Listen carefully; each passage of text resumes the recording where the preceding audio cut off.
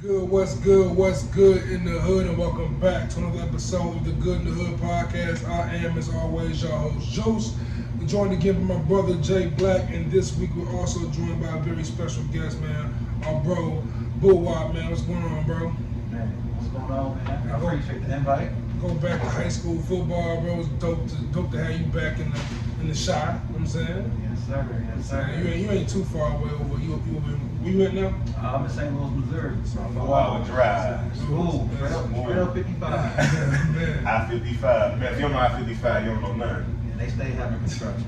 That's like endless. How's that life going for you in St. Louis? How everything treated? Man, it's been good. I've been there 3 years now. I got there in January of 2017. It was life changing for me. Definitely put me back into a happy place. And got back into the government working. So I went to the Department of Defense. I'm an aeronautical analyst. So I help with safety and navigation for the military and the intelligence community. So it's like fulfilling to like be a civilian and not never been in the military, and then being able to like provide for your country for safety and navigation. So it's pretty dope, man. How was it being a black professional in that setting? It's very different. So coming straight from school and working a little bit in the industry, you're not pretty much told and prepared for the politics, not seeing a lot of people that look like yourself in that industry, especially like in the intelligence community, DOD, Department of Defense, and aviation. I think really probably do, as African Americans, we're probably like 1% in that field. So just not being like, not seeing somebody that look like you on the director or senior executive level in management. And so as I get in and start maneuvering and start filling things out, like how can I see myself being a part of that if I don't see anybody that look like me? So it's kind of like discouraging, and then trying to be, and then the opportunities for you as well. Like they give you surface level stuff to do, and you got to fight for the different taskers that you want to like build your resume and build yourself up, and they hand your other counterparts that may not look like you, high visibility opportunities for them to help them grow, to help them advance. And it's like it's an easier layout for them. We gotta be strategic. We gotta go behind doors. We gotta jump over all these hoops and hurdles. Trailblazer, that was the word I was looking for. Yeah, man. You're a real trailblazer, because for real. Like, no matter what job you go into, I always feel like if you don't really have a mentor or even just a person who you can go to, especially within our community, like sometimes it's only questions and issues another black person to understand. So to kind of be in that field where it's like, man, you got to be your own mentor. Much respect. But take us back a little bit. Like you went to, I know you graduated high school from him. Like take us. So when you go to college, man, and just talk us a little bit through that. Yeah, I know where you went. You know where I went. Yeah. So coming out of high school, I didn't have like scholarships, academic, or athletics. So I'm like trying to figure out life, right? And then had some trouble in the ACTs, kept taking that. I was like, I'm not going to a 4-year university right away, so I ended up going to a community college, which was the best decision of my life, which helped me like mental, like just like mature and grow up and figure out what I really wanted to do. I knew I wanted to do something in engineering. It was civil engineering. I was like, now I really gotta help like develop field runways and do tunnels and all that stuff. I was always into that. And then I had some friends. When I was at Harper out in Palatine, I did win a national championship there by the way, Harper Hawks, 08 baby. That was the best season, the best team to come through Harper. And then when it came time to transfer out, I figured out what I really want to do. I had to talk to one of my neighbors and one of my boys. Like, you should look into aviation. I think you'll like it. You like traveling, doing all this stuff. And I had looked into it. I ended up taking I ended up transferring to Hampton University, the HBCU, Historical Black Shout out HBCUs. Yeah, man. Shout Shout out to Hampton. Shout out to HU Pirates. That was my best decision in my life, because Hampton was not my first choice. A lot of people don't know that. I was committed to Eastern New Mexico, Roswell, and my roommate backed out, which I knew. We had went to Glen Bardise together for a few years, and he was like, "Don't come here, bro." And I had Hampton as my second choice. I didn't even visit. I just knew a few people like Bianca Howard. All them was there. Bianca was transferring, and I was transferring, and I hit up my boy Donovan Rushman. He went to Joe's. Shout out to B, shout out to Don. Yeah, he rushed in the building. He stayed on the corner from me. He's like, "Bro, just get here. That's all we need to do. Just get here." Man, I flew to Hampton, bro, with 2 bags, bro. Like, nothing, no TV, just 2 bags of clothes with my brother. And I got situated, bro, and I got involved, and everything just took off from there. Like, I got better, like, every semester, every year, every summer. And shout out your brother, too. He another black man. He do a lot of positive things. He's very active in local politics. And I go, well, everybody want to take the big steps in the presidents, but to really get involved at the local level, like they do, it take a special person to look at that neighborhood objectively.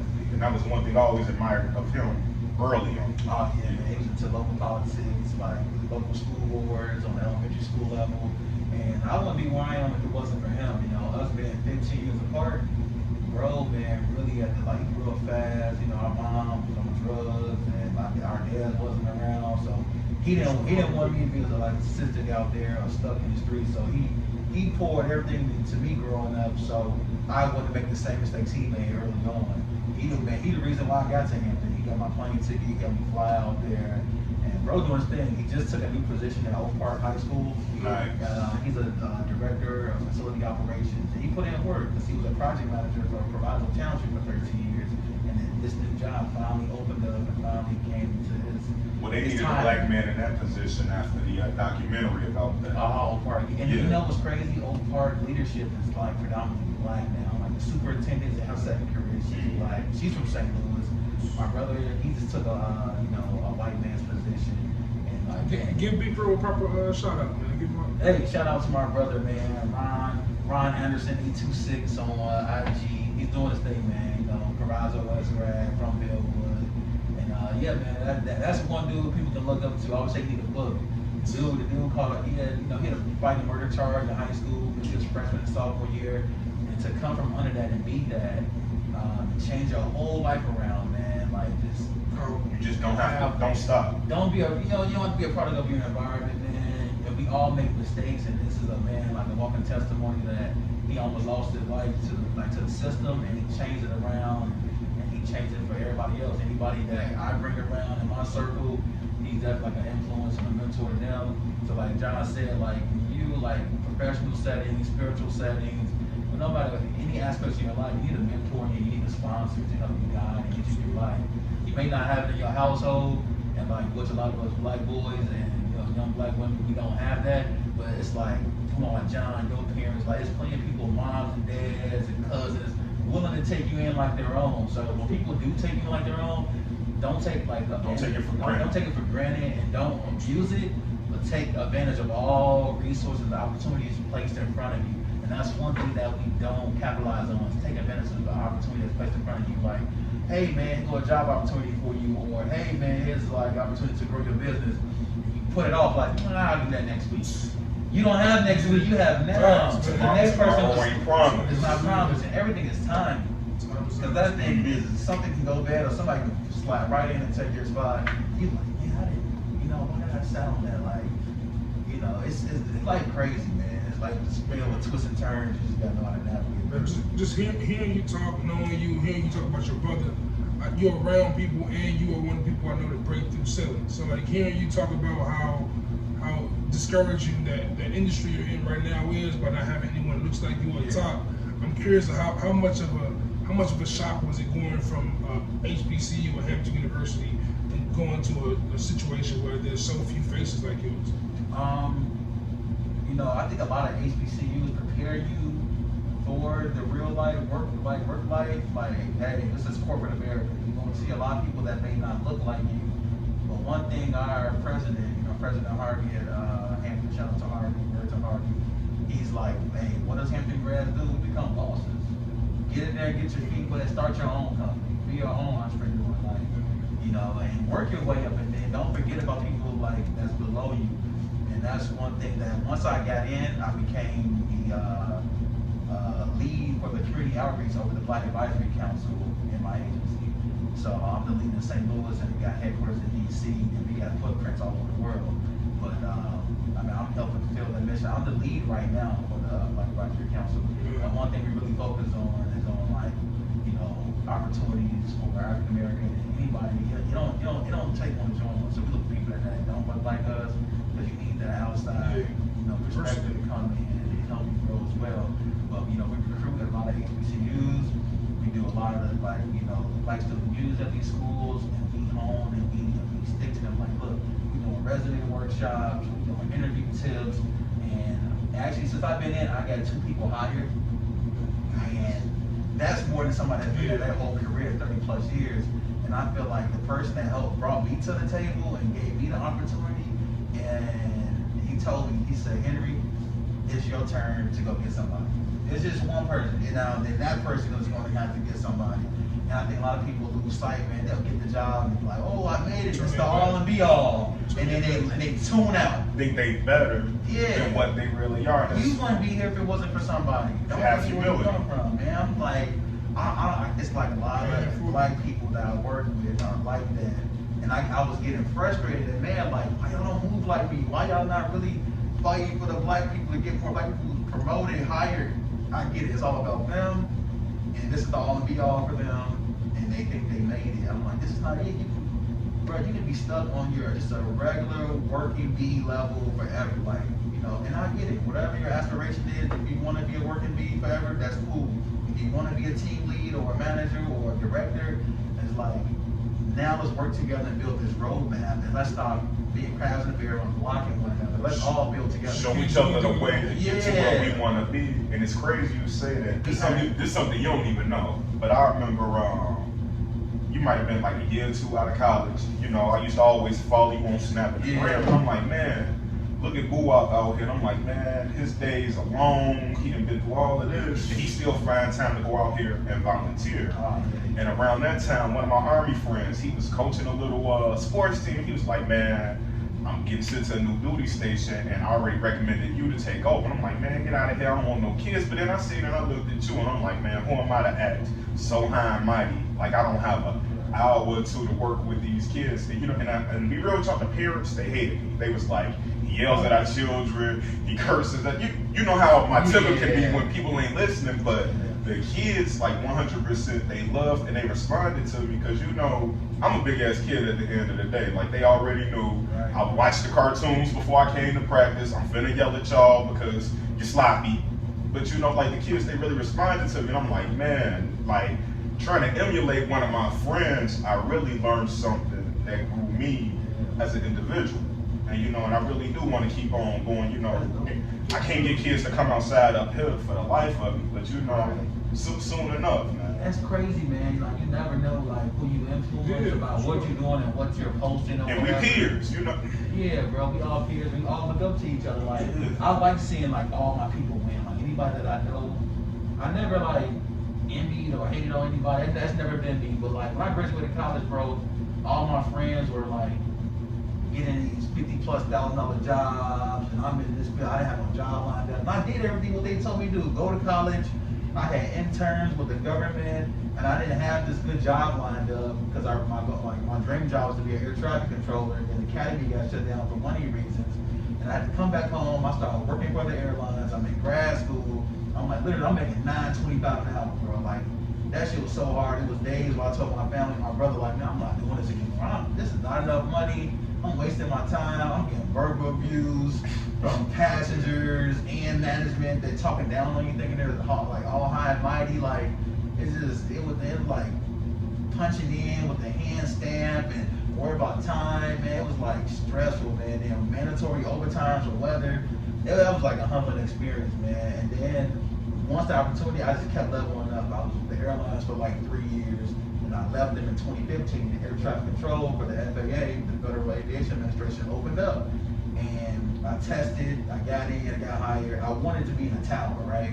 A tower at the airport is when you can see the planes land and take off. And that's what you just land. You climb and land and take off. But I got picked up for en route.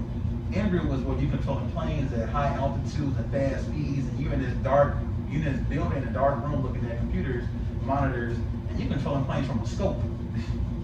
So it's like you're controlling way more airspace, way more aircraft, and you gotta know all this information, like phraseology, things to say, things to do, and you gotta multitask, you got phones ringing, you gotta coordinate, and you really don't have time to really be messing up or really thinking too much. Because if you think about what to say, and now you missed this over here, this phone call, I mean, I knew it was gonna be a challenge. So when they told me I got en route, I was like, no. I was like, dog, I want a towel. Like, that was my preference, man. Like I said, towel. And then dude, I tested, we did everything together. They picked him up a towel, a white guy. I was like, what? I was like, forget it. I just looked at it on the bright side, like I made it. It's more money in the center in-room environment. So let's just give it a whirl. I'm like, I'm about to go hard at this. Greater things will in store. Yeah, so I get to the academy. I go through basics or whatever stuff that I learned in school. I kill that. And once you get done with basics, you go across the street. Now it's time for non-radar. Now you're controlling planes with no scope. You're just doing time, distance, speed on flight strips in your head. So that killed me. Like that was killing my spirit. Like this is really for me. Right. And then you transition to radar. Now you can see the planes and talk to them. I'm like, oh, it's way better. So then it was like every day. It was like, all right, I did good this day, and the next day, man, them problems really kicked my ass. Like, can I do this? Then you'll do it. Like the problems built you up, and they took you down. Built you up and tore you right down. And then when it came time for evaluations, it was like you can have like 95% in the class. You got 3 evals or whatever. If you fail 2 of them, each one is worth 22% of your grade. If you fail 2 of your evals, you're done. So I passed my first one. Everybody's like, man, that's what's up. It was crazy because the class is on 3 black people in the whole class. We got segregated. Like we split up. Like they didn't want to help us. They didn't want to study with us. And I'm still close friends with my boys. Like one is from Jacksonville, Florida, and the other one's from LA. And those my dogs. Like as soon as we got there, we linked up, and we trying to fill each other out. We was like, where you from, bro? I'm like, Chicago. Where you from? LA. And then we said, my nigga. Everyone's like, my nigga. I'm glad I was one of those cornballs, and I was like happy. That made it easy for me there. But watching them, I had watched 5 of my classmates. We tested on Friday and Monday. I lost 5 of my classmates that day.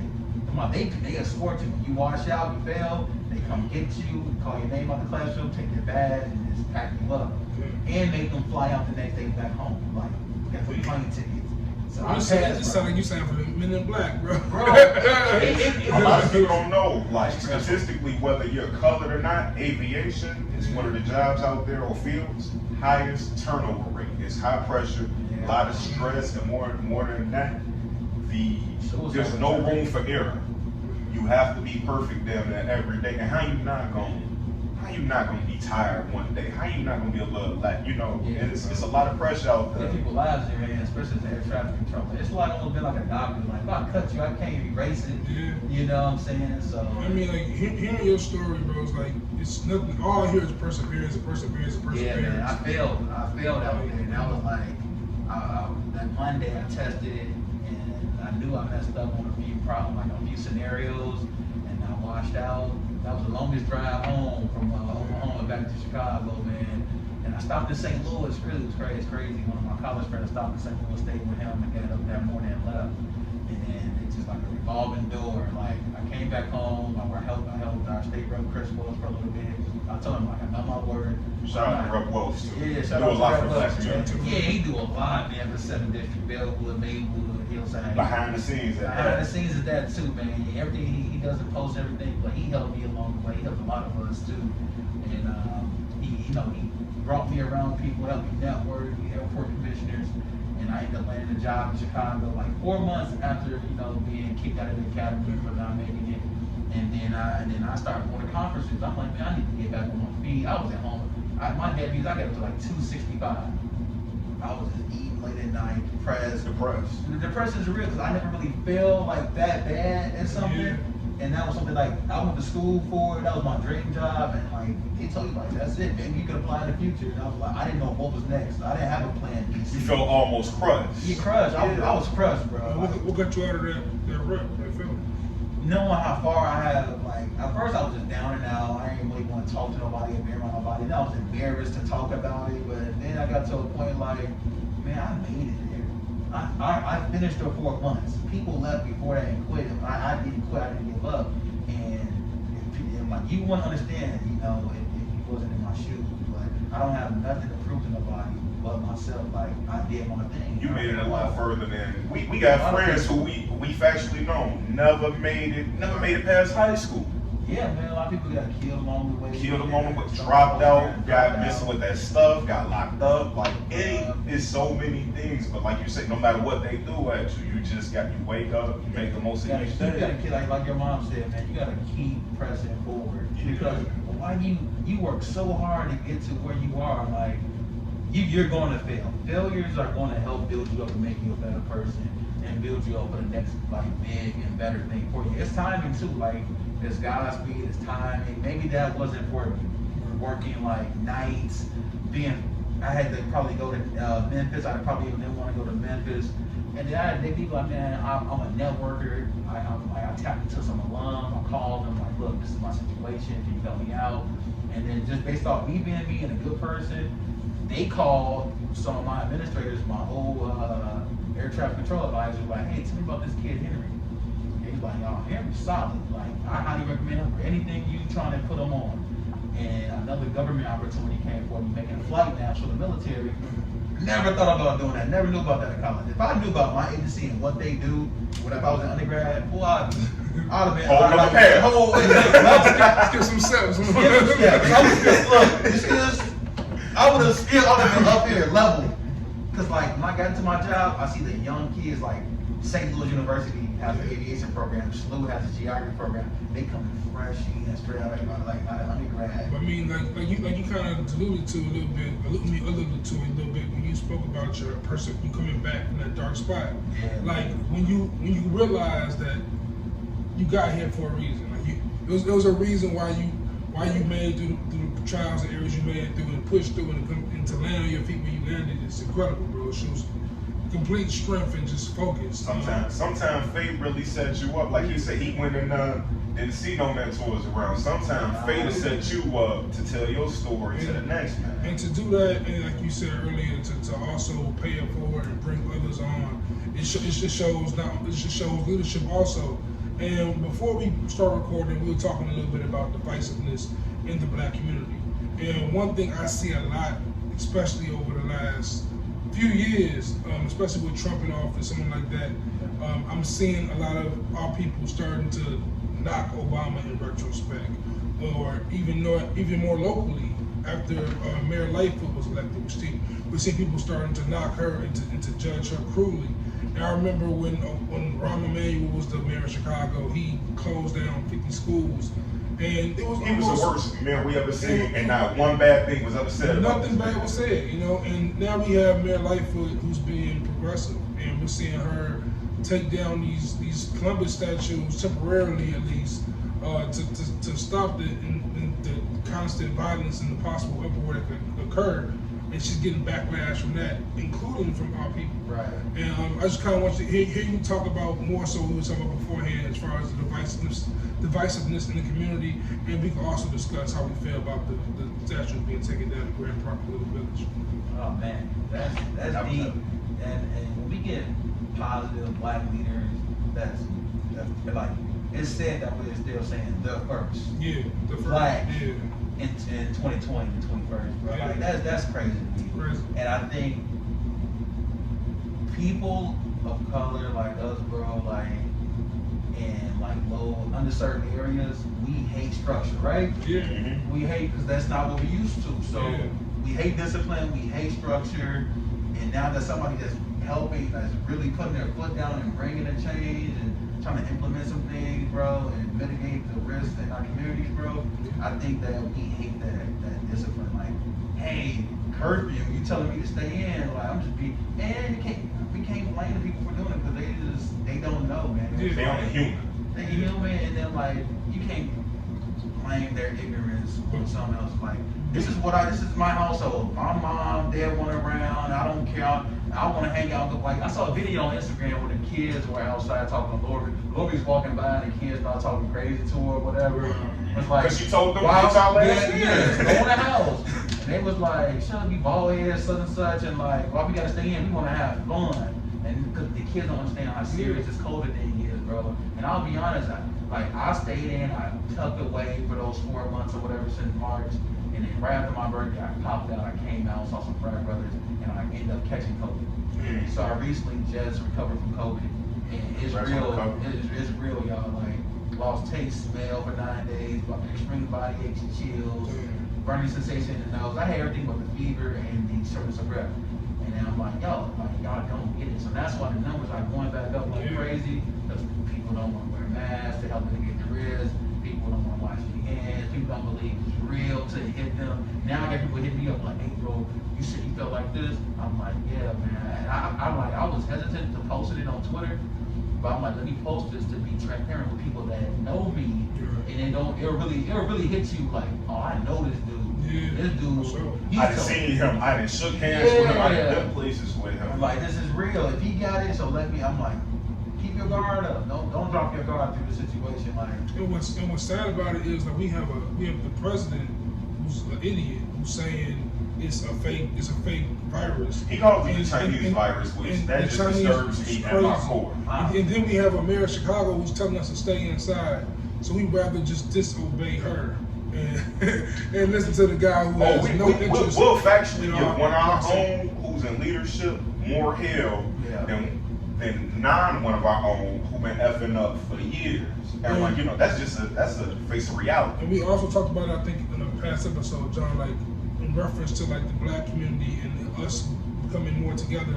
And we people compare it a lot to the LGBTQ community, right? But the thing about their community is they're so much more diverse. There's Republicans, there's Democrats, they're all in that community. It's not just one race. Exactly. So when that issues come up in the LGBT community, they drop everything else. All their other biases and LGBTQ issues only until they get it fixed. But with black people, we get so distracted and divisive. At least that's what I see on like Twitter, what I see on social media, especially. We just we're so distracted by anything. So Tory Lanez and Megan Thee Stallion, distraction. J. Cole, no name, distraction. Will Smith, all that distraction. I think that was probably the worst one I seen. But don't lose sight, y'all. Yeah. And next week is a real distraction when the NBA come back. Like it's gonna be it's just this pile, and we're gonna keep getting distracted by it. We've already been distracted away from the racial injustices, and we completely seem to lost touch on that in a certain aspect. And but that's because, you know, honestly, like when I look back on it, we sat for years. Yeah. We really sat for years and let every other little thing distract us. But really, like when you look at it, this kind of the world that they built for us, and it's like, man, they can put the cheese in a trap. Don't walk your ass in that. What's sad is I remember in 2012. I believe it was 2012 when Trayvon Martin got killed, and after Zimmerman walked, I remember thinking like, oh, things got to change now. Like we have to start snapping. Now was the time. You know what I'm saying? Now was the time. Then we fast forward to 2020 after the same thing with George Floyd, and it's over and over again. We still fighting to get Breonna Taylor's murderers convicted. Like all these things, it just seems like going back to Henry's story, like. Perseverance is much the black story, but it's like we can't break through the ceiling. Like there's a ceiling we still are struggling to break through. And we constantly distracted by Kanye West, like constantly distracted by these things that really are throwaways. Like who cares about what Kanye West says? It's the same thing I did with kids. Like man, sometimes some of our people, you either have to throw them away or put them so far out of your mind. Like and Kanye is a great example. Like number one. We should probably pay attention to, if y'all really don't think mental health is hitting the black community, please just go on his Twitter for a minute. But my thing is, instead of like talking about people and bash them or like what they post, like try to see what's wrong. Like it's like and check on that. Oh, I knew what was wrong the moment he married Kim. But we be quick to clown people. Oh yeah, we and that's not cool to me. And that actually goes to another story from this week with Meg Thee Stallion and Tory Lanez we talked about. And you know how black Twitter, how Instagram gets, and we just instantly start cracking the jokes to Meg Thee Stallion once we found out she was safe. And Cameron went too far with it, Dre and Michelle went too far on the jokes, and Meg just stood up and like, hey, this is why we always talk about black women being protected, because y'all making fun of us, and them seeing posts about how people being sympathetic with Kanye, but joking about Meg Thee Stallion. And I was like, damn, I am hella sympathetic to Kanye right now because I can tell he's going through breakdown. While I'm not, I didn't think about Megan Thee Stallion. I felt bad instantly. Like, damn. I didn't really think about how traumatizing it must be to be shot in the foot. I didn't think about it. It's obvious traumatizing. I always, this the one thing I think about. At some point, y'all in the car having a conversation. If anybody pull out a gun, I'm instantly uncomfortable. If I pull out the gun, why am I that damn uncomfortable that we done went from talking to now there's a gun on the table? Because, sorry, I hate to sound like one of them people, but guns really don't kill people. It's the people killing people. Yeah. People hurting people. Because to me, like I remember, y'all know I did my time in the military. The first time they give you that rifle, they said don't aim down on nobody unless you're prepared to take their life. And even when you're on a range, that target, you visualize that, a life being snuffed out of reality. I don't really think we put enough, we don't really put enough emphasis on, you realize this person not gonna see the sun anymore. The regular sun that you see out there every morning, they're not gonna see their family. Like, this is somebody's brother. Like, I had a lot of inner conflict in the military because, like I said, we out here, we fighting a war. We don't know who war it is, but I'm a direction follower. If you write some shit down and you give me precise directions, I can follow the fuck out of them directions. Right. And the thing is, my directions was, hey, we gotta do this, we gotta do that. You don't ask questions why. But like you say, sometimes we really do need to ask, well, why are we doing this? Why are we doing that? What's going on with this person? Because Kanye, that man still ain't got over the loss of his mother. And you can look at it however you want to. The Kardashians are a family of leeches. Facts. And Especially, they leech off of black people. And it also goes to like how money hungry and money driven this country is. Because like Kanye's, literally his breakdowns are happening more and more frequently, it feels like. But we're easily distracted by him being a billionaire. We're easily distracted by how much his album sells or just the music in general. Like, we forget about the person. Like, we dehumanize celebrities so much. And that's like why the Will and Jada thing was happening, I was like, damn, I would never want to be famous like that for real. Like, that's trash. That's trash. That's trash. Like, I don't want my life on that. Nobody. You know what I'm saying? But like, I guess keeping it Go somewhere where don't nobody know you. Keeping it in celebrities are like, if you guys heard, like, some new music is out there. J. Cole. He dropped a 2-pack, a couple songs, Climb Back and Lion King. So like, what y'all thoughts on that? Are you guys expecting more from Cole? You guys looking forward to more from Cole? So if you go back to Cole, dropped the song talking about nothing, right? Mm-hmm. And I was like, all right, something weird going on, He's pretty much like in his feelings about something. He's coming out, just trying to like. You got this black woman on Twitter being pro-black, an activist from Chicago, and she's doing everything that she's talking about. And Cole was like, I haven't done enough. He felt like he hasn't done enough. And what Cole has been in the streets has been helping people on the back end, on all that stuff. And then come to find out, Cole is now coming out saying he'd be ready, not working with other artists, not collaborating with other people. Now he's breaking out he has kids in the mix. Which I get it, like you want to keep like you said, you're in that limelight. You get hit from so many angles. You want to keep your private life private. Like I don't want to go outside. I don't want people to know who my kids are and get targeted and things like that. And he dropped the other songs. And like in those new songs, it related. I related to it because I have friends that say slick, shady comments, but that's really how they feel. And that's and that's really how they feel. It's like, man, I'm feeling some of these songs, man. You got a person that's sleeping on your couch every day is up there like over there, man, like inspiring against you, trying to take you down, waiting for your downfall, and be like, I knew you was gonna fail. Or if I did fail at something, they really wasn't feeling bad for you. They was kind of happy behind the scenes. So you gotta protect your peace and protect your space and your circle, man. Because people do anything to tear it down and talk bad about you, man. I like genuine people for real. And I think he also said that, but like that's the thing that we gotta highlight in our community. Like, man, your own man. And I tell every black person this. Like, it's people out there. It's a dude right now. I promise you, if I seen him today, I'd let that thing go on. But for real. But like on the other side of things, he's so far away from me. I'm so far away from him. I can honestly say this. I wish him the best and the most success because the whole world is out there aiming at him. Honestly, like if you black in America, the whole world is damn near out to get you. Yeah. I don't need to trip up one of my own. Yeah. The world damn near, like, you know, anybody who really my enemy, like I really do wish them the best because let's be real, you know, if you really done did something that wrong, karma gonna get you. And let's be real, you may not have done anything wrong. They still can come get you.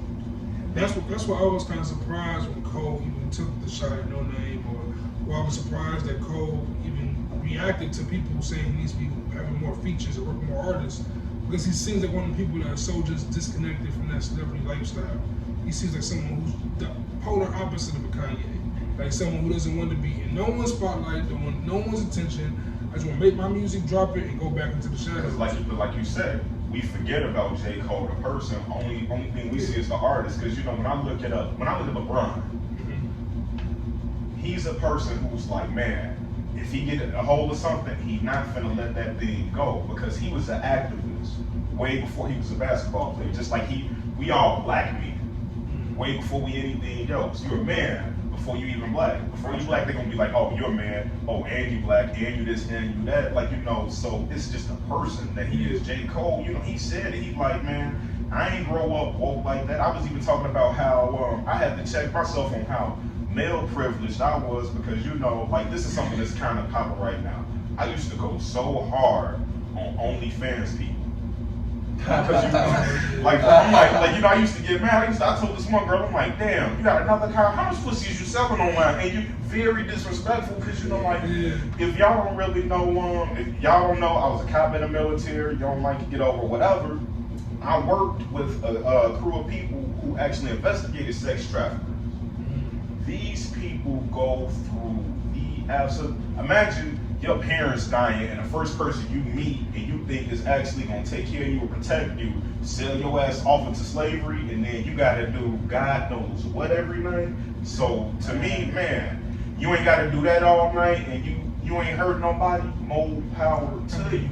Just think about how crazy 2020 is, man. Oh, 2020, like, but the fact that there's a thing called OnlyFans, but like literally the chick we talked about earlier, Ruby Rose, made $20,000 in like a couple weeks by just posting her Instagram pictures. Like, didn't post anything like different. You know what I'm saying? There's nothing special. It's personal trainers on there who they say they making money hand over fist, teaching classes they ain't never taught before. It's so many other things on there, but like we get so caught up in them. But shout out to Shook, man. If you had she finessed the system, oh, y'all wanna see something? I got something. Same pictures on my IG. 25 a month. What I said earlier, take advantage of anything placed in front of you. Yeah, for real. And social media is the way. That's the platform that we have. It's a hustle. And the kids that's coming up, man, like, man, it's powerful.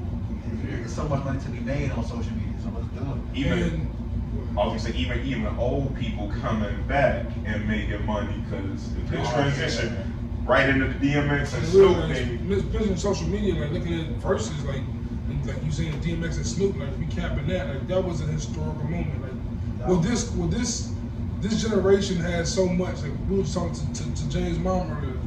We have so many tools. Like the fact that we can sit through a pandemic and watch Snoop Dogg and DMX play their best songs for 2 hours. It's dope. Enjoy it. I was watching Good Times last night. I'm like, boy, if they had Rona, like they just would have been in there with each other. SOL.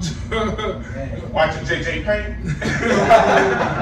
But like, what was some of y'all reactions to the DMX and Snoop thing? What was the favorite moment for y'all? Number one for me is just happy to see DMX alive and free, because I was really sure where he was at, what he was up to. Alive, free, and healthy, man.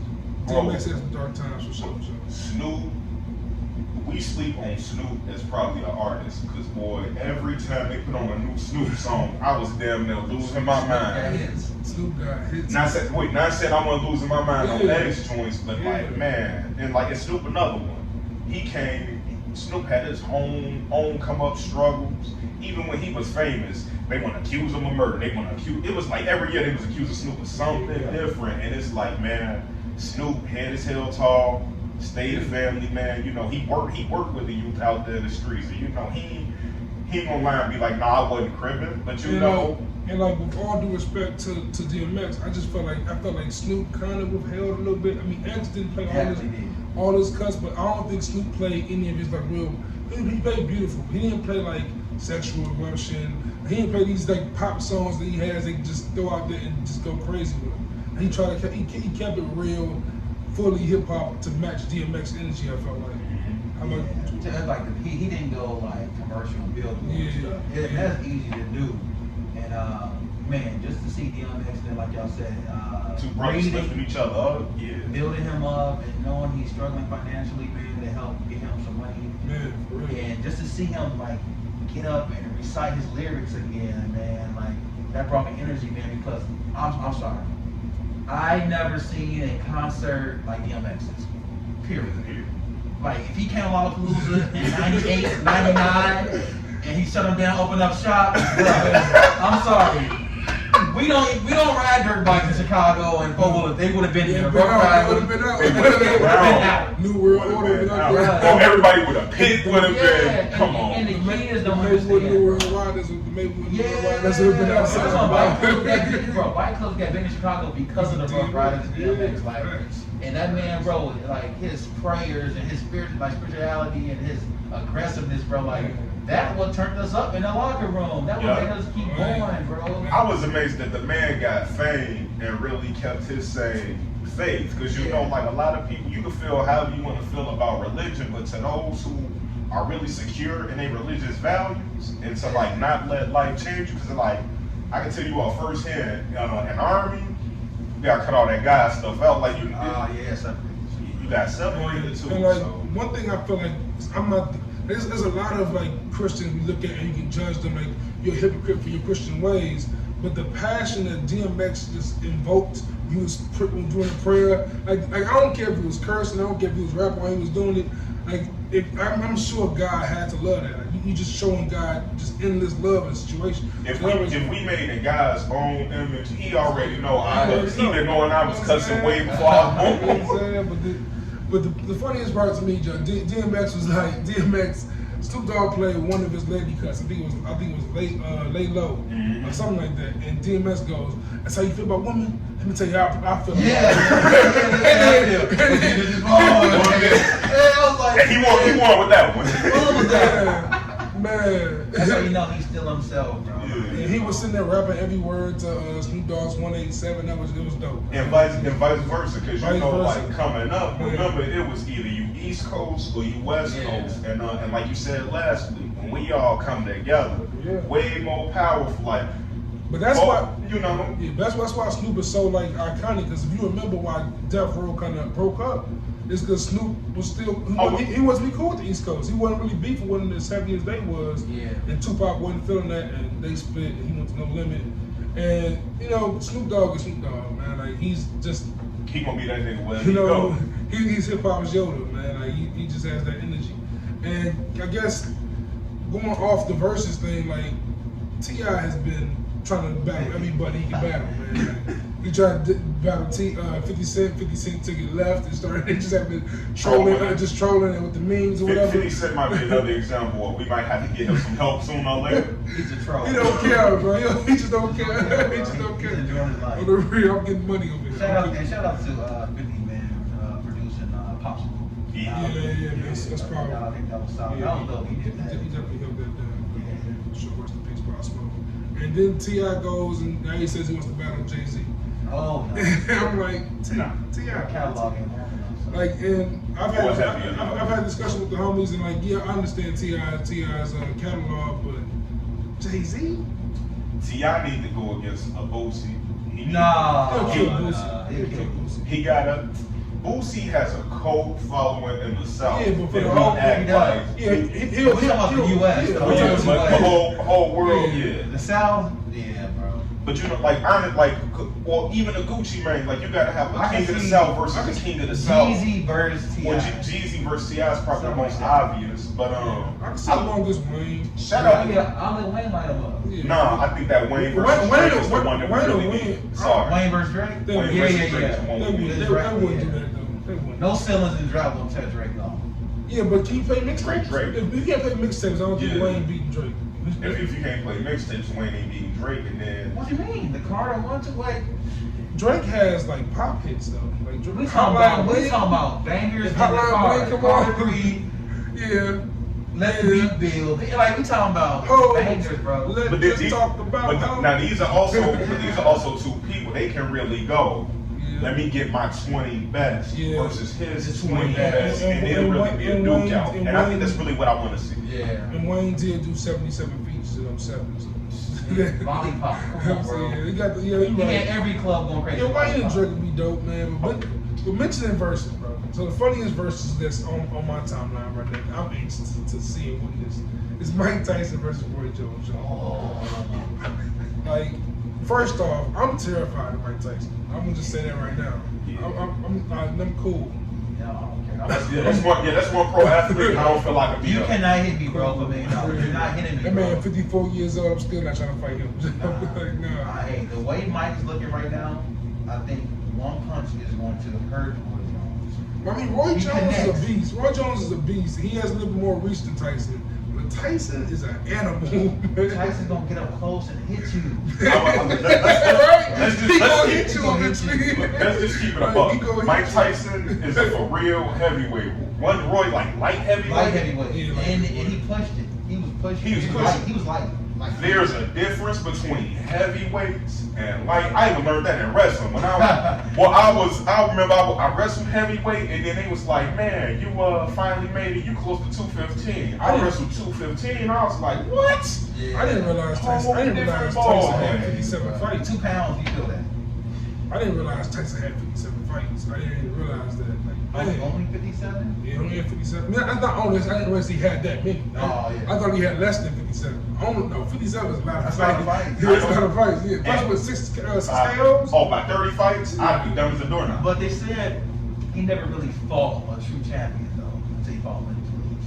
They say think about people he beat. It wasn't big names. You know what I'm saying? So they try to discredit his belts and who he was. They love doing that. Like the same thing like with Muhammad Ali. Muhammad Ali just happened to be in the era when he was the best heavyweights ever. Like it's not Tyson's fault that he's It's not his fault. He's better than. It's the same thing we do to LeBron. It's not his fault. He's better than everybody.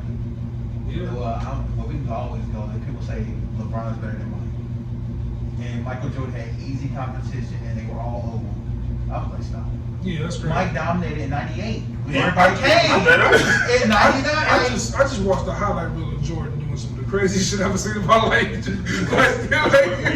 I don't know. When you better than everybody, you can't help. Like same thing when Wayne was out rapping every nigga out there. You can't help that. When Drake was rapping only and was out rapping every dude out there. Yeah. It's a plain fact, man. So if y'all don't learn nothing else, when you're great at something, be great. People are always gonna have some shit to say about you. But be great at it.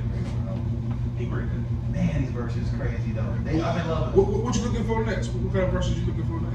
Hey, I've been looking for the women though. I'm looking for like Ashanti. Keisha Cole called her ass out. Keisha Cole's about to get put in the grave. I don't know, man. Keisha Cole yelling ass on the track, no, bro. Keisha Cole can't sing, but I say, hey. Y'all know I used to, before Meg Thee Stallion had my heart, and please check your inbox, Meg, because I killed any and everybody who said some bad shit about you. But back to Keisha Cole. Before Meg had my heart, Keisha Cole was my boo. And I'm like, my baby can't sing, but out in public, I used to tell everybody, can't nobody sing better than her. I was always scared of her mama.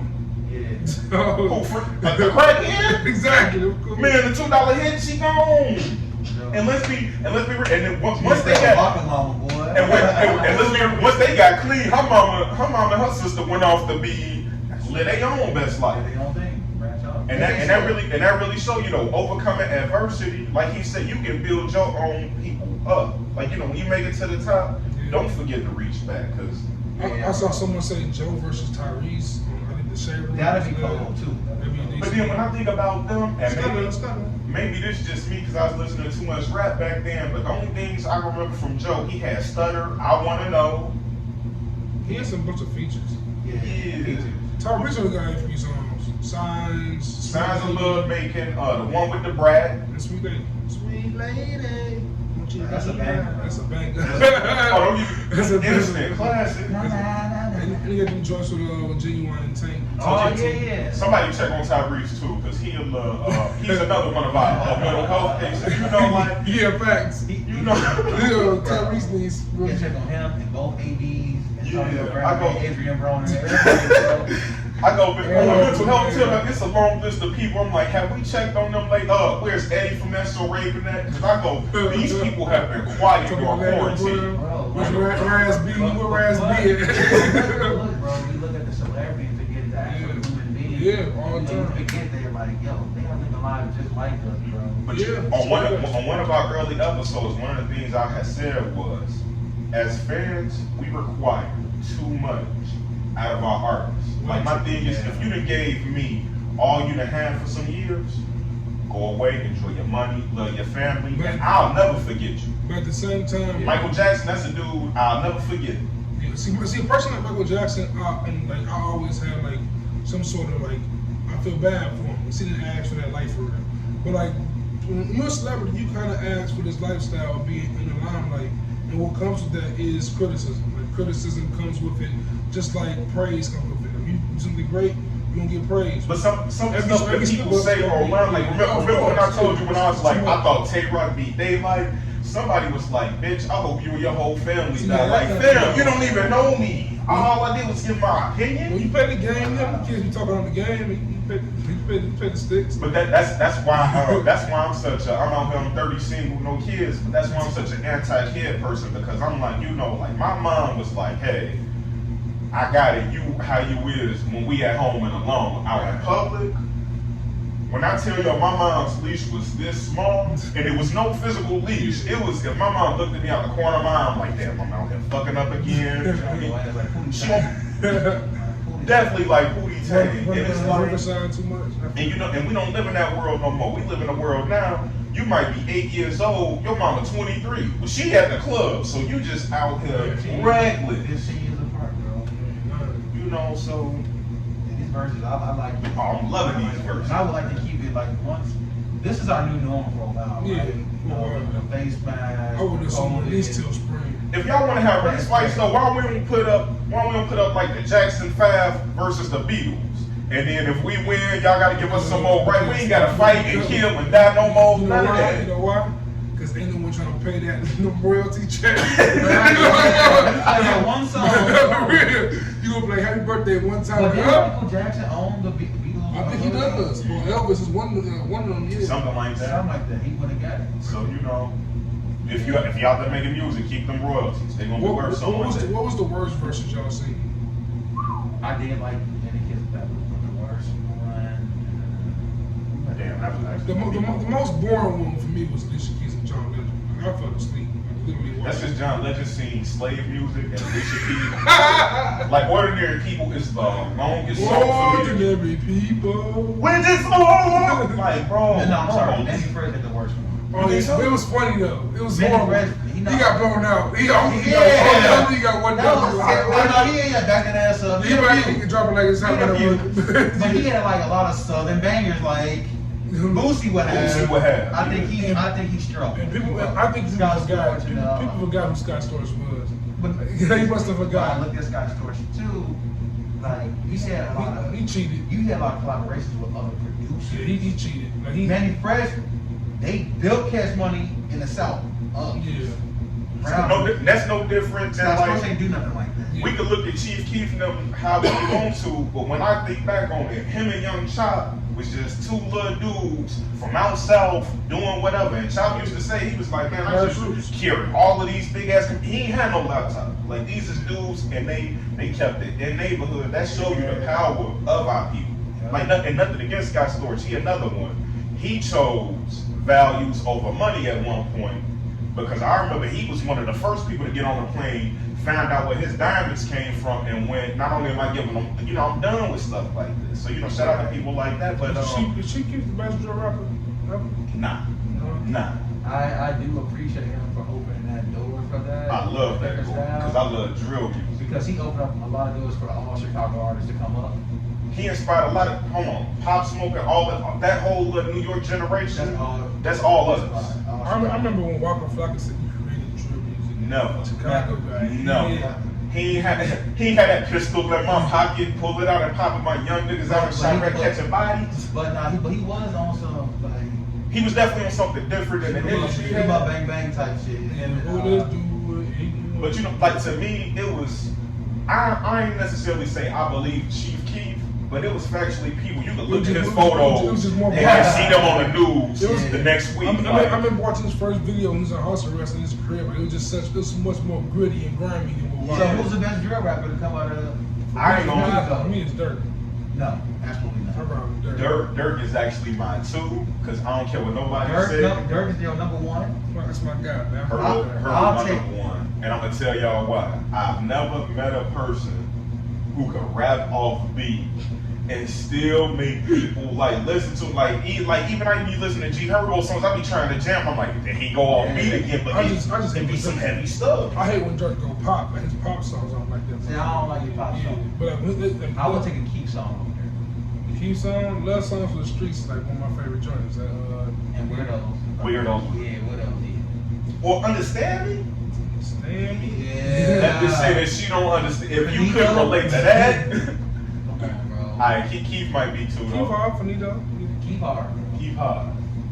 But yeah, I think Herbo definitely mine, man. See, Herbo is one of my favorites. It's like when y'all think about like hip hop and like a region, kind of thought process, right? Like, what do y'all put Chicago in? Because I hear a lot that people say that Atlanta is now bigger than New York.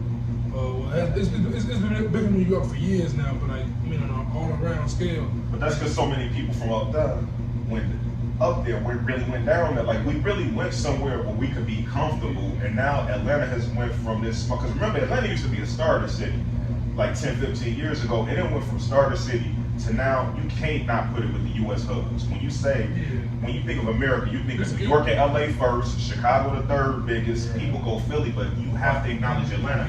Then you go like Miami, yeah. Speaking on regions, I would say Chicago is like number two. Number two? Behind what? Behind Atlanta. Right now? For right now, because it changes, right? I would say Atlanta's like number one right now because they have all QC and all the music they got going on right now. Then you got Chicago, we're staying high in the mix. You got the North, New York, and then you got LA. Yeah, LA always gonna keep like a Ty Dolla, Sir. They don't just be able to keep them going. Yeah. But right now, Sir, that's what I do. Like fire. They slept on. TDE don't miss. TDE do not miss, bro. And that's another artist you can sleep on too. He's from Virginia. He signed to Trey Songz for a little bit. Mike Angel. Okay. Mike Time Angel with an X. That dude's an artist that y'all need to check out. Dude got some vocals, man, out of this world. Oh, you being an R&B bag, bro? Yeah, that's my whole. I don't listen to rap at all no more down there. I listen to R&B more than anything else. You gotta change. You gotta switch it up too. You got to. Like, I got all type of genres in. You got to. Yeah, because like rap at a certain point you get let's go see him, Mike Time Angel. This I think I just found He from Virginia. This him? That's him. Yeah. The man is. If you hear him, you listen to his last album. Like, God, yeah, his boy got some tracks. Man, definitely gonna check him out. Man. That's dope. Like Angel from Virginia, you got a major shout out. Oh yeah, man. Yeah. From Richmond, man. That's the man. And that's just what we were talking about. Shout out to Coach Carter. That's what I think of. I just hate how political, like, you like, all right, sports. Yeah, high school sports political. Everything's political. In the music game, man, like, how you get pimped and used, man, like. Now look what's going on. You mentioned QC, like what's going on with them? Like pretty much Amigos was pretty much signing life away to QC. Now they're trying to sue. I thought that was one of the tightest labels in the world. Like QC was super tight with like QCP and Coach K was super tight with Amigos. But now we're seeing it's just the vibe between them. It's crazy to see, and especially when they got the keys to the coach, like someone like Lil Baby. Yeah.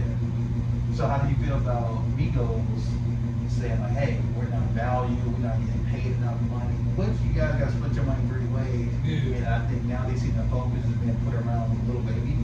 Yeah. I think you will get Quavo, you will get jealous now because like we built QC up.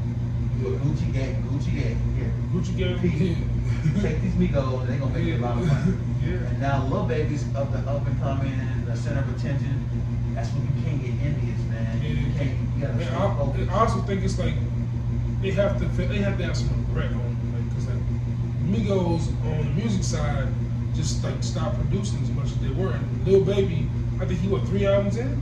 Like he like 3 albums in already. So like for Migos, they slowed down a lot. They got distracted by like they both. I think Quavo and Offset both got like some celebrity girlfriends or wives right now. They living that life. That slows you down too. So once you start having wives, a family,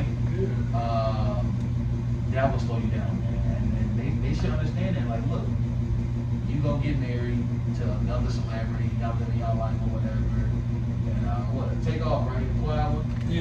You're like, he's mellow and quiet. You don't see he was on. Yeah. He's like a ghost. He's like, ghost, for real. he do his part and he leaves. Yeah. He doesn't like, nothing about him to do. Quavo, look, he's on GQ magazines, Vogue. You know what I'm saying? With Sweetie, So now you just switch your whole image from this artist, music artist, to this the best couple icon out in America right now. We look up to you. And then she's lying, talking about some, I always loved him, I always admired him. If he wasn't Quavo, if he didn't have no money, he's just a regular Quavo, walking around South Atlanta, whatever he's from, North Atlanta, you will not talk to this man. It's definitely a status thing. Money is the great equalizer. Bro, if we all had $5 million apiece right now, and ain't nobody know who we were, and we went out and popped out to a club, and somebody just post us like, oh, those new millionaires that y'all don't know about. Your DM will get blown up by celebrities. Blown up. You gonna have some celebrities in IG y'all models, all love. that shit. I'm be honest, you might get smashed, but you're not gonna get trustworthy. I always have these thoughts, bro. If y'all was millionaires right now, would you go for somebody like another millionaire to keep it like the generational wealth type thing going? Because you already got generational wealth. Or would you go for a regular Joe Schmo, like a nurse or a physician, and keep a genuine person? Low key to back, more low key to back. I ain't trying to have my like that socialite thing. It's gonna tarnish a relationship. Like, look at Will and Jada. It's about a 20-year marriage right here. That look like it's on the rocks, like because of an R&B singer. Steph Curry wife. You know what I'm saying? Talking about she want more men attention. What? First she wasn't talking like that. But have y'all seen her post that I try out of respect for him. I try to stay off her page. How y'all feel about that? I feel like she did the most. Yeah, is factual, but like you say, these people are only human. So I get it to where she knows she attractive to him, and she just want to know, like, do other dudes find me attractive? But you have a whole wonderful life. What you worry about my broke ass for? Right. And that's like why people often say that double standards are wrong. But they put in place for a reason, like, cause honestly, a dude could never do that. Like, there's no way Steph can be like, you know what, man, I'm not getting enough women attention right now, and their marriage survived it. So it's you know what I'm saying? But like, double standards are necessary in their way because a man can probably handle that a little bit better on the jealousy side. Like, okay, you need attention from another dude, fine, get your likes, but you know who you're coming home to. Well, I don't want to say nothing crazy, but you know what I'm saying. Like, it's a certain level of respect. I remember being married, and when I talked to this girl, and we was literally like it was about a work thing. Right. She cracked a joke, and we laughed. And boy, I remember my wife blew my phone up like, well, what the fuck is so funny? Because I want to laugh, and I'm just like, you gotta be, but you. That's how I spent like 7 years being a bouncer in the bar. I'm sorry, every girlfriend I had during that time period was either a waitress or from that set. How did that work out? Horrible. The worst decisions I could have made. He had hella fun. So my thing is, it was just quick. It was an easy access. Easy access. It's just I see them every day because any other job, like you typically going to find a way to flirt with a coworker type thing, and it happened. But then, of course, you're in a club setting, so there's like customers come through that I'm entertaining, or she might be entertaining. That causes them the friction. So customers came in and you see your chick talking to these customers, and then they working for tips probably. Right? Exactly. Are you gonna get upset? Or you just, hey, I appreciate your hustle, dude. Do whatever you gotta do to get these tips, and then I trust you enough not to do anything on the side. On my end, that's how I would move it. But on the other side, when it comes my way. It's, you know what I'm saying?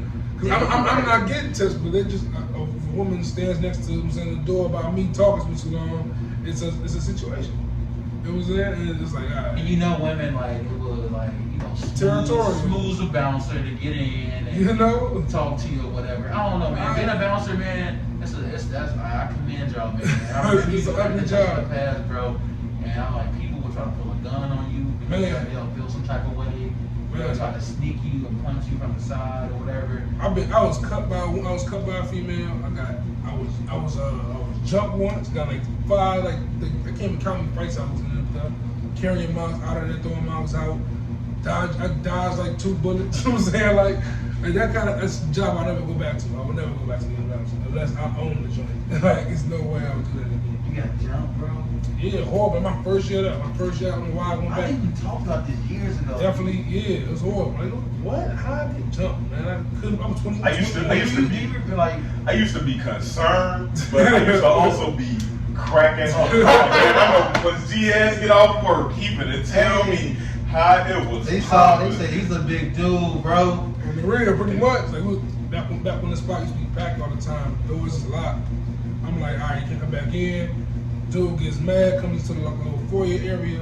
I push him out there, and this man sneak behind me, and it just pop. Like, oh, I saw the stars and everything. Like, oh shit, here we go. Cause I didn't see it coming. That is a clear sucker punch. Next thing you know, I'm down. Next thing you know, I'm on the ground. I'm on the ground. I look up. I'm sitting at the bottom of some Timbs, bro. Like, oh shit. I get up, right? I get up and I'm going after the dude, of course.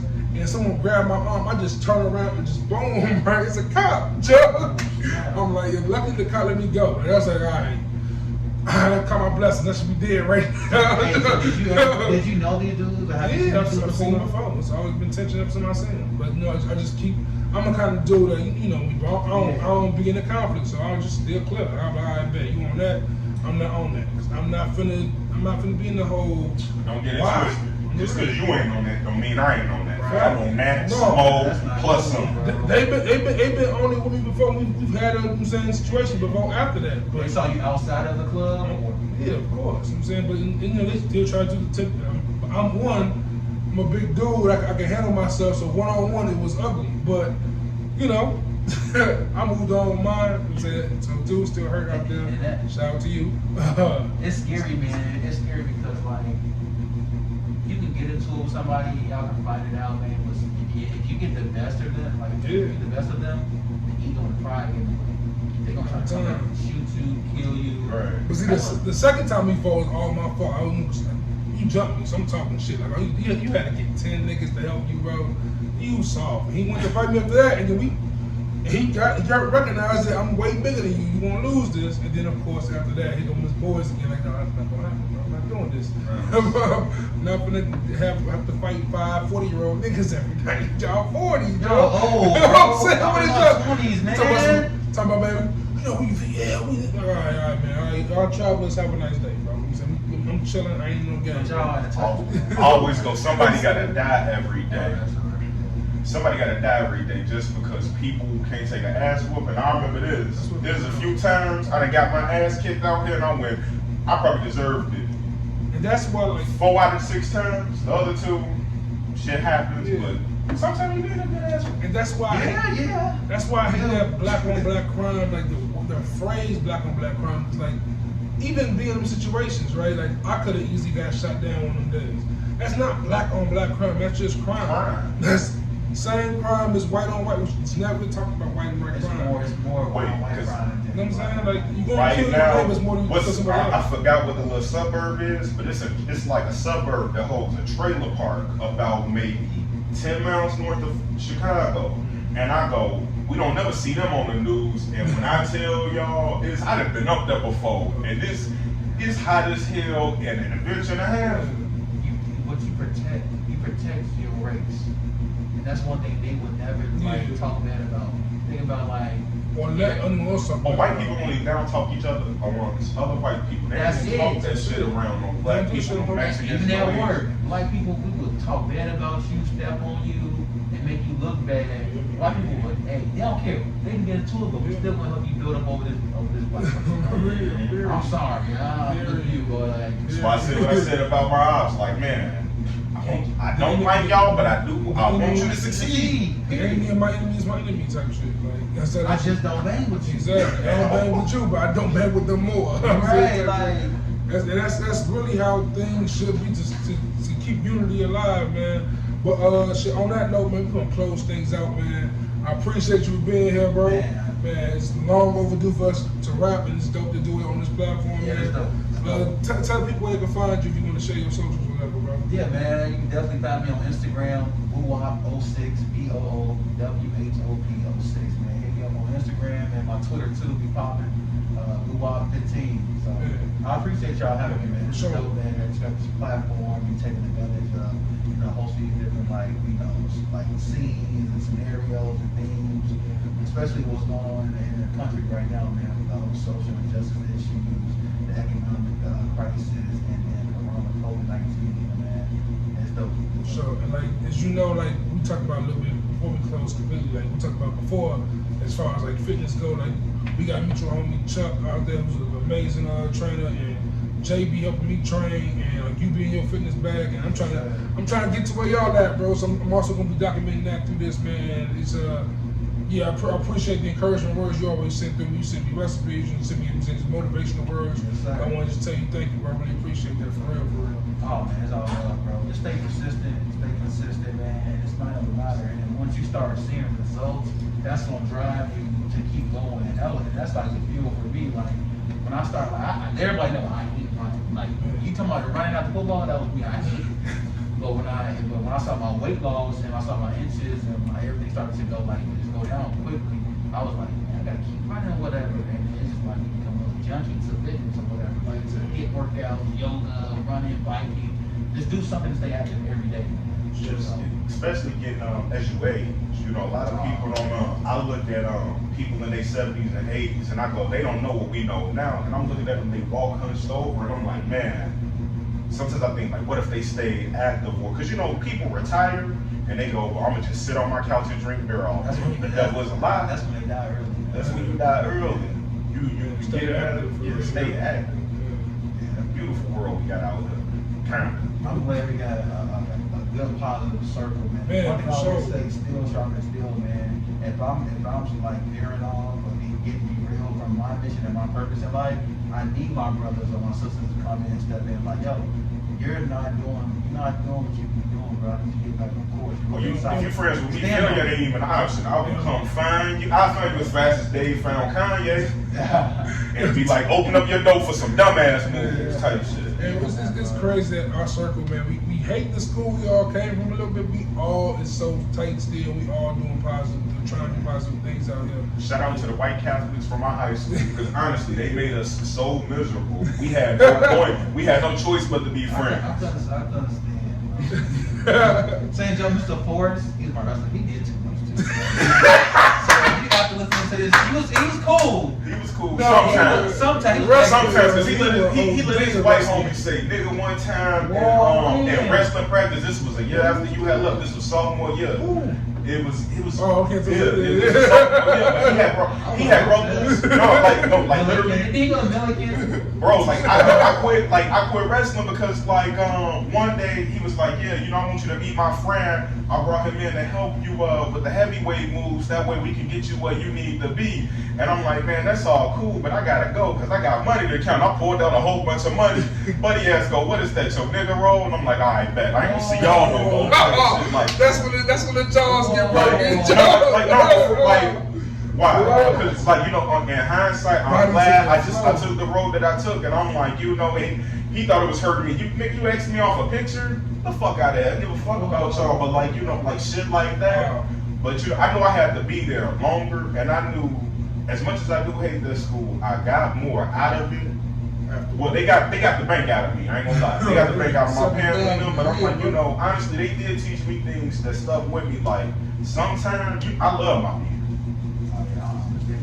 You make up for men, but sometimes you do gotta shave. Well, you do gotta clean it up.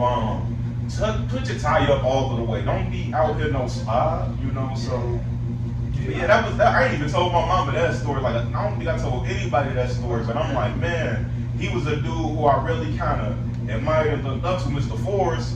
But then I'm like, yo, when you you think you part of the Lost problem. trust. Lost their trust. Oh, you lost the whole athlete. Before we close out, man, it's really been like touchy to me.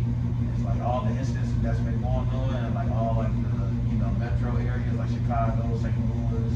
Like a kid in Chicago, in St. Louis, got into a fight on broad daylight and shot a kid in the head. He fell down the escalator. This around noon, and they found him in a hotel a day later. And then you got Chicago, you got the funeral shooting, you got the Chicago riverfront shooting. It's like, man, all these shootings going on. In St. Louis, you got Mr. Pop Lock and Drop, he got killed or whatever. We got killed. And then like when we got to that, 4 kids get shot in St. Louis. Like, man, I just see people talk bad about Chicago on Chicago Video Take. I was like, I would never visit that city and blah, blah, blah. I'm like, bro, this is happening everywhere. Chicago just get publicized as a bigger city. Wait, how about this? How about y'all shooting up Walls and Walmarts, white people, before any of the world closes down? And the worst part is, you get shot anywhere. The worst part is, the real twisted part is that pretty much all Chicago, like the areas that are, where are we getting guns from? Like that's all. I always want to ask these questions. Like, where do poor people get guns from?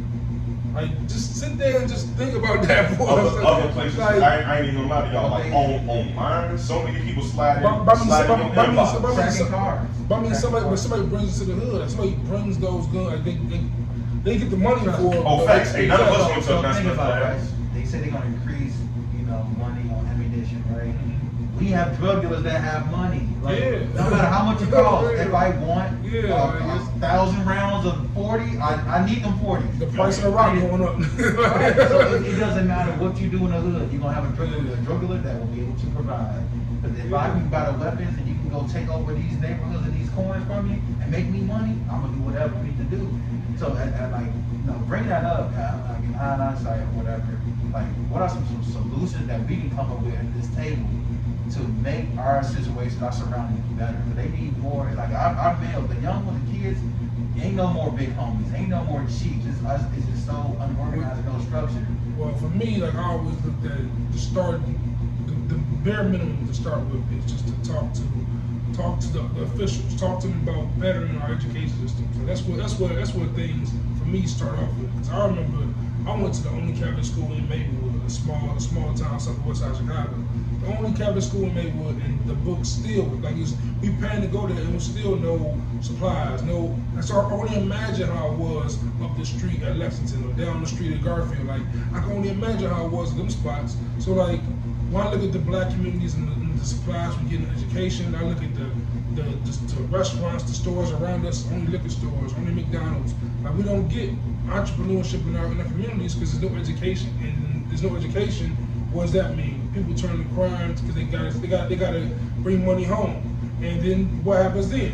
They go to crime, they go to jail, and then the mom is taking care of the kids, and the mom ends up on drugs or doing multiple jobs to the point where the kids have no guidance and back in the streets. It's an ongoing cycle, and what I really hate is when we say shit like defund the police, right? People take everything we say, they take those words to mean literal, like we want to strip the police. We're not saying strip the police. Right, we're saying take some of the finances away from there, the new charges they be getting, take them charges away and put them into the books. Oh, bet. I'll go you one. High-ranking police officials don't need a take-home vehicle. How much money can we save on that?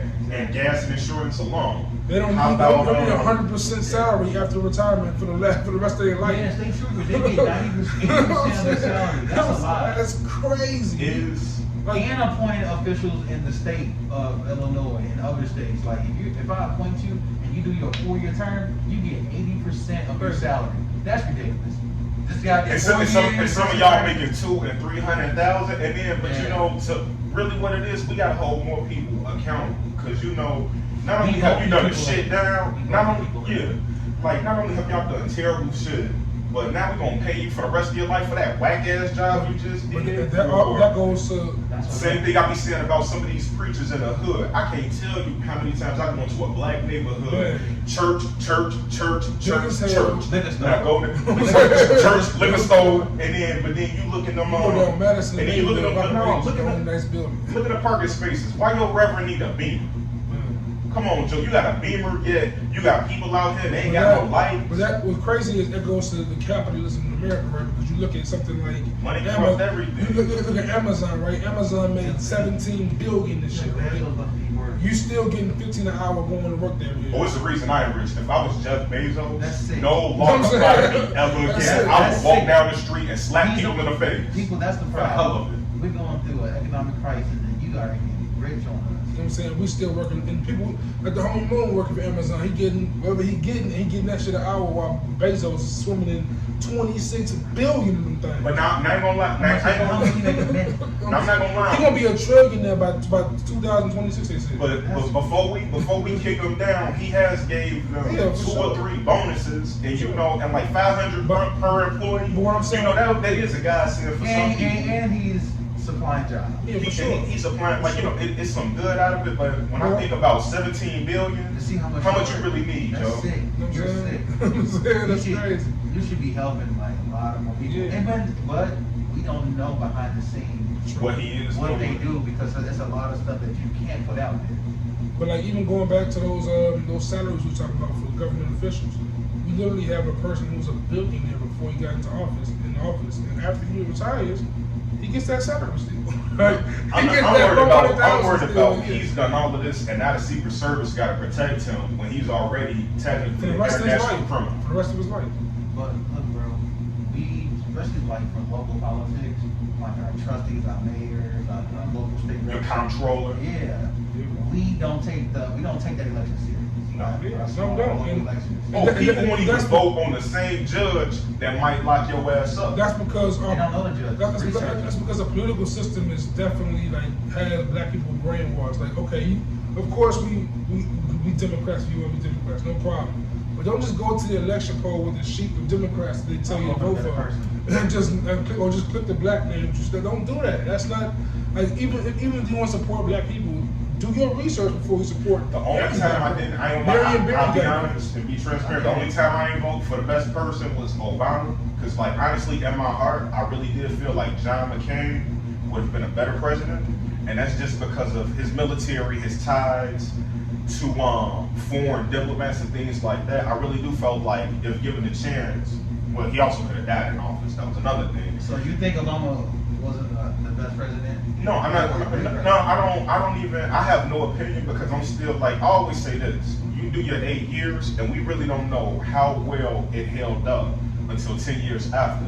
In Obama's case, the first 4 years after, a jackass got in there, and let's say he did. For all we know, he could have did great things. It don't matter if somebody come in and go, oh, he did that, undo it. He did undo it. F this, F that. Cheat this, cheat like you know. You keep saying stuff like that, and eventually, like, let's keep it. You keep poking at China. It's way more them than it is us. I don't want no smoke with them. They go to school damn near 7 days a week. And these are the people you And want to their be with. technology is like 20 years ahead of us. Come on, bro. And that's like to the point like why, like honestly, it's going to back to voting a little bit because that's why we all vote for Barack Obama. That's what makes against Obama. That's what makes the political system. Not even vote against him. I voted for him. I just went. That was the one time I was like, man, I don't think I'm voting for the best dude, but I knew what I had to do. Oh, word, that's what I'm Buzz. saying. Word. Okay, so my point is like last election, right? I didn't vote for him. I didn't vote for Trump. I didn't vote for president. I just voted. I voted everything else around it. I didn't vote for president. Because the reason why I did that is because I know how the voting system works. No matter what I pick right here, Illinois is going to be Democrat. Hillary wins Illinois regardless. So my vote there doesn't matter. That's why, for me, I look when it comes to those elections, unless it's someone like Obama, unless Bernie Sanders would have got in there, I'm not voting for the president because I know whoever I vote gets is going to be Democrat. So unless it's unless it's an independent in there or something like that, I'm not going to vote for anybody else. Yeah, man. And so like that just tells you how twisted the voting system is so messed up. Everything is rigged as far as like going back to redlining. There's so many things the government has done to kind of handcuff us into a situation where we have to follow their rules. Like even with Obama in office, blacks often criticize him, but we have to realize he was a black president, 2 was a Democratic president, and 3 Congress was Republican.